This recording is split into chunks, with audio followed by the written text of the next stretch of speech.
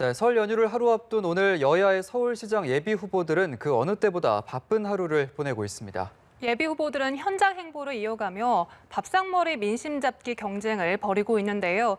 국회로 가보겠습니다. 박현우 기자. 네, 민주당 서울시장 예비 후보들은 나란히 전통시장을 찾았습니다. 박영선 예비 후보는 예전 자신의 지역구였던 서울 구로구의 전통시장을 찾아 설 민심을 청취했습니다.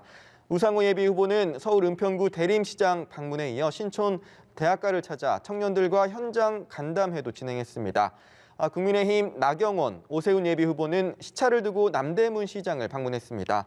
나 예비 후보는 오전 남대문 시장 방문에 이어 오후에는 명절 차담회를 진행했고, 오 예비 후보는 오전 국회에서 사회복지 정책을 발표한 뒤 오후 남대문 시장을 찾았습니다. 오신환 예비 후보는 간호사회 방문에 이어 저녁에는 서울역 노숙인 무료급식소를 찾아 배식 봉사활동에 나설 예정입니다. 국민의당 안철수 대표는 서울 마포구의 키즈카페를 찾아 직장인 엄마들과 이야기를 나눴습니다.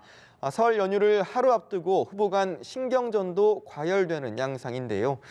민주당 우상호 예비 후보는 페이스북을 통해 고 박원순 전 시장의 정책을 계승하고 꿈을 발전시키는 일에 앞장서겠다고 밝혔습니다.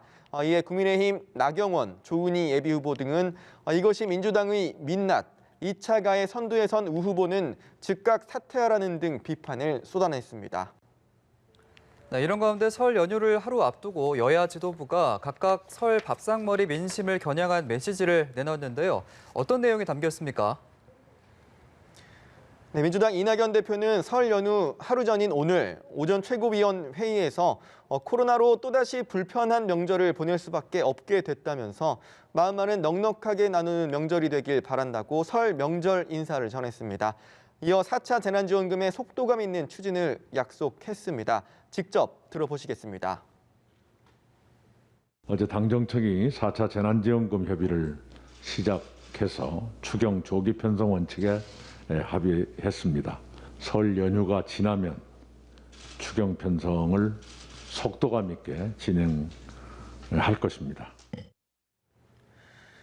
이 대표는 또 가짜뉴스 근절 등을 통한 언론개혁 추진 필요성을 강조하면서 미디어 민생법안 입법에도 속도를 내겠다고 밝혔습니다.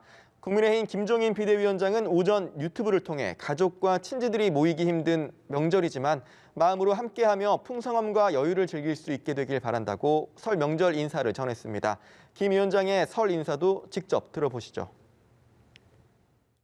새 국민의힘은 더욱 변화하고 혁신하겠다는 각오를 다집니다. 국민과 하나 된 마음으로 위기를 극복하고 국가를 정상화하는 데 최선을 다하겠습니다. 주호영 원내대표도 유튜브를 통해 설 메시지를 전했습니다. 주 원내대표는 내년 대선 승리를 위해 4.7 재보궐선거에서 사력을 다해 반드시 승리해야 한다고 강조했습니다. 지금까지 국회에서 연합뉴스 TV 박현우입니다.